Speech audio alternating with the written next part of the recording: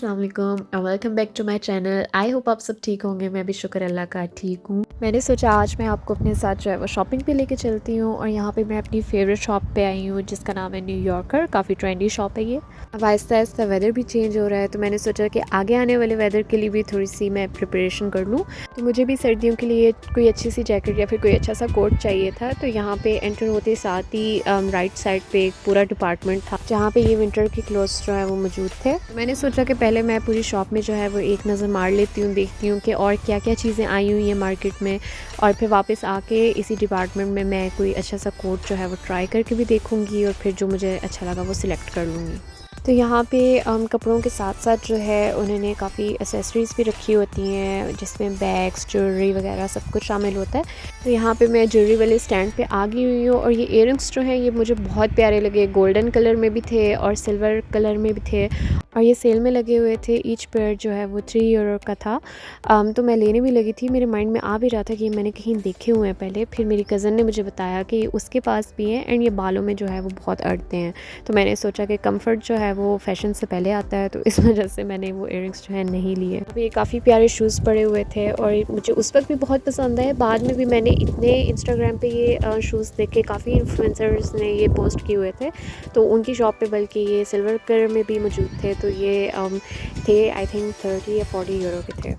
तो I think मुझे दोबारा वापस जाना पड़ेगा ये शूज़ ख़रीदने, क्योंकि एक तो बंदे ने पहले माइंड बनाया होता है, एक चीज़ जो है वो दिल को लग जाती है।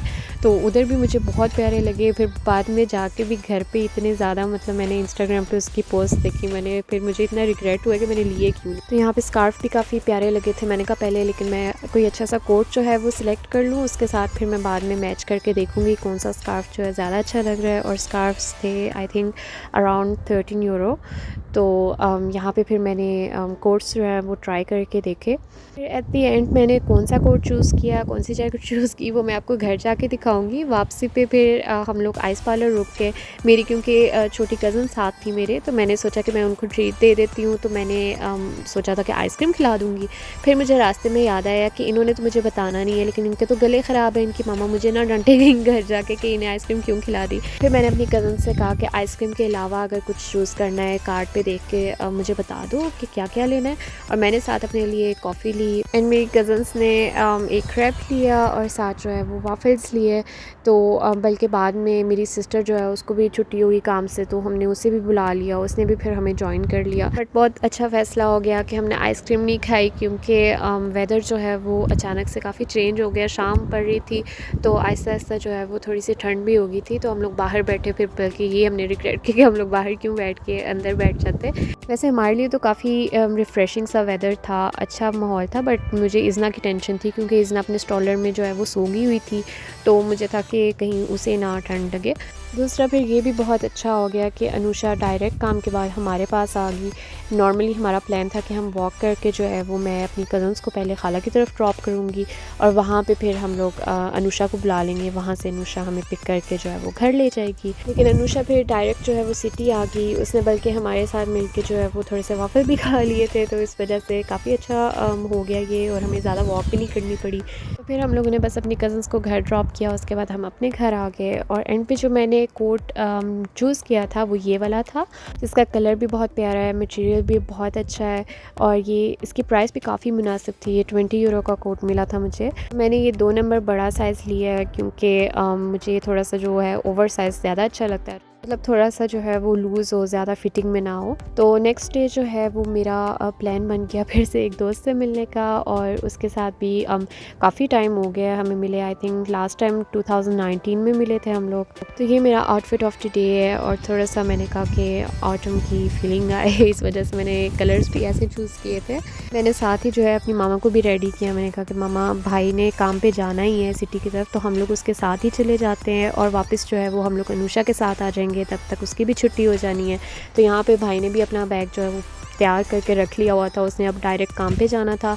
इज़ना को भी मैंने जल्दी से रेडी किया। ये जो मेरी फ्रेंड है ये भी मेरी ऑनलाइन फ्रेंड ही बनी थी। उस वक्त हमें ये नहीं पता था कि हम लोग सेम सिटी से जो है बिलोंग करते हैं, तो ये हमें बाद में पता चला। तो उसके बाद हमारा एक 3 फ्रेंड्स का ग्रुप होता है जिसमें हम लोग 3 दोस्त हैं, जो है वो जब भी मिलते हैं हम लोग तीनों इकट्ठे मिलते हैं। बट आज ऐसा हुआ कि मेरी जो तीसरी फ्रेंड है वो अवेलेबल नहीं थी, तो हमने कहा कि कोई बात नहीं, फिर हम दोनों मिल लेते हैं क्योंकि इतना टाइम हो गया है। जैसे मैंने बताया 2019 में हम लास्ट टाइम मिले थे, तो इतने साल जो हैं वो गुज़र गए हैं और इस दौरान जो है उसकी भी शादी हो गई है। तो काफ़ी ज़्यादा मतलब हमारी बातें इकट्ठी हो गई हुई हैं, जिस पे हम लोगों ने आज जो है वो काफ़ी ज़्यादा गॉसिपिंग करनी है।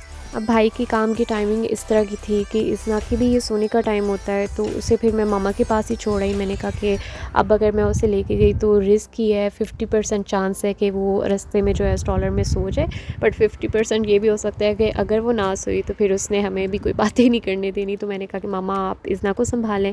तो अपनी फ्रेंड से मैं मिली थी कॉफ़ी शॉप पे, तो वहाँ पे हम लोगों ने ऑब्वियसली कॉफ़ी भी और साथ हमने काफ़ी ज़्यादा बातें की। उसके बाद जो है मैंने मामा को कॉल की। मामा ने बताया कि वो पार्क में आई हुई हैं इज़ना को लेके, तो मैं डायरेक्ट जो है वो पार्क में पहुँच गई। मामा की हेल्प के लिए साथ इज़ना की जो छोटी खालाज़ हैं वो भी आई हुई थी, तो वो उन्होंने मुझे बताया कि इज़ना काफ़ी ज़्यादा खेली है अभी पार्क में, तो अब हमने उसे स्टॉलर में डाला है क्योंकि अब उसे काफ़ी नींद आ गई हुई है, तो हमारी कोशिश है कि वो सो जाए। मैंने कहा चलो फिर हम लोग अपने 1-2 राउंड्स लगाते हैं यहाँ पे, हो सकता है इज़ना जो है वो सो जाए, साथ मेरी अपनी भी वॉक हो जाएगी। तो ये काफ़ी प्यारा व्यू था यहाँ पे, तो हमने काफ़ी कोशिश की बट नहीं, इज़ना नहीं सोई। तो मेरी सिस्टर का फिर से काम से आने का टाइम हो गया था, तो उसे हमने डायरेक्ट इधर ही बुला लिया। अनुषा ने हमें जो है पार्क से पिक किया और फिर हम लोग अपने घर चले गए। वहाँ जाके फिर मैंने पहले इज़ना को सुलाया, फिर थोड़ी देर जो है मैं अपने गार्डन में निकल आई क्योंकि बहुत प्यारा वेदर था। तो कुछ ऐसे ही मैंने अपने पिछले जो 2 दिन है वो स्पेंड किए। आपको मेरी आज की वीडियो कैसी लगी मुझे कमेंट बॉक्स में ज़रूर बताइएगा। लाइक एंड शेयर करना ना भूलें। अगर आप मेरे चैनल पे नए हैं तो सब्सक्राइब भी लाजमी करें और बेल आइकन भी ज़रूर प्रेस करें। इस तरह से आपको मेरी आइंदा आने वाली वीडियोस भी शो होती रहेंगी। Thank you for watching. अल्लाह हाफिज़।